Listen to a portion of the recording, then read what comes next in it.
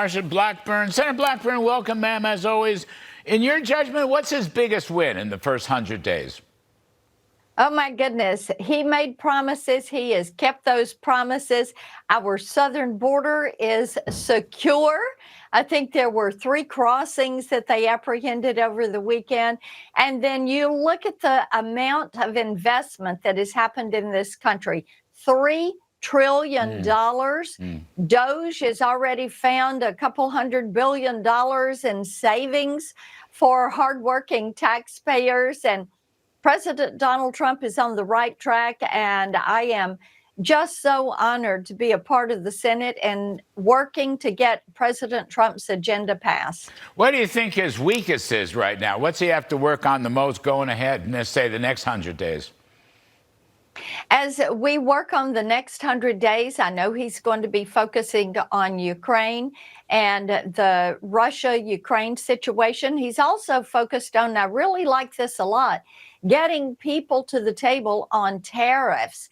And Jamieson Greer and Vice President Vance were with us at lunch today. And knowing that these negotiations are taking place on tariffs, that the president has provided exemptions for our auto manufacturers and some people that are needing to import things but are moving those supply chains.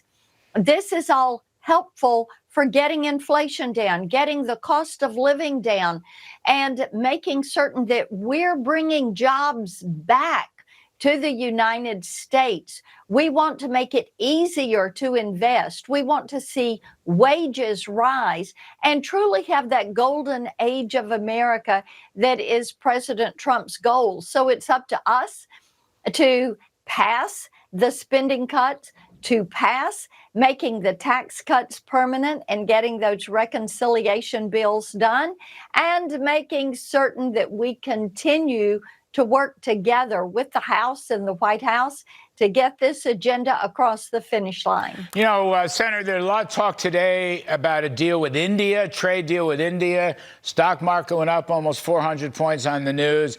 Howard Lutnick, Commerce Secretary Lutnick, mentioned it on another network. He wouldn't name the country, but it seemed like it was India. Have you heard anything about that, an Indian trade deal? What we are hearing is that there are 80 countries that have asked to come and negotiate. We think there are 20 countries that will soon have the top line information on their trade deals. It'll take a little bit longer to get those to completion, but it will be a matter of weeks before you start hearing this good news.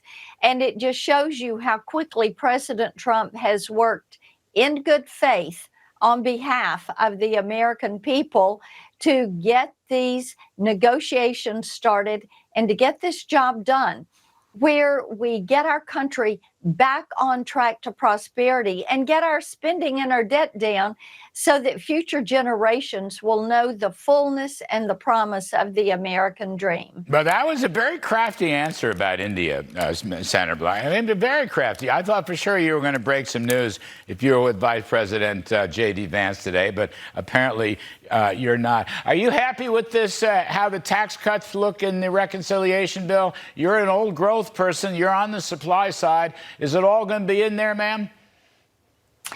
Our goal is to make the tax cuts permanent based on policy. And of course, the House took the Senate's budget document, and that is our premise. We also want to get that budget number down. We're at $6.5 trillion.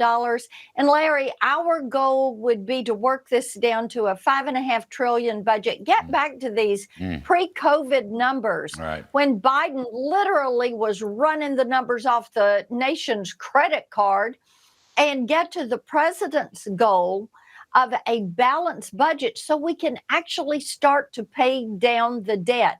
That is a worthy goal. And making these tax cuts permanent so that we're spurring economic growth, that is going to be a big part of this. We want that golden age of America, so make these cuts permanent. Sure. Cut into that baseline, reduce it, get back to that $5.5 trillion or $5 trillion budget. Do the rescissions.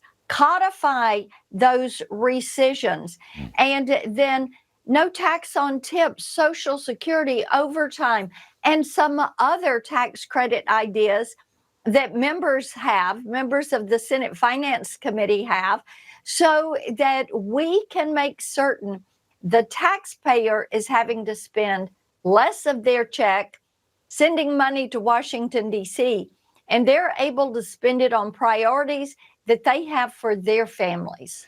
You know, Senator, if you're looking for a couple dollars of extra revenues, you could always cut the capital gains tax. We've tried it before, and it always works. I don't know. Somebody should always work. Lob that in anyway. Senator Marsha Blackburn. And another thing, Larry, is you look at the success of the opportunity zones. Yes. Do a cap gains tax holiday for money that's been sitting on the sidelines all through the Biden administration and hasn't been deployed. We have so many pro-growth companies that are out there, smaller startups that need that little bit of funding to push to commercialization, and they are looking for that. Maybe a cap gains tax holiday would be a really good thing. Yeah, no, great stuff. We got Scott Turner coming on the show a couple days. Anyway, I'm with you. Copy all that. Thank you, Senator Marsha Blackburn. You got As it. always, Take take care. care. All right, folks, coming up, we're talking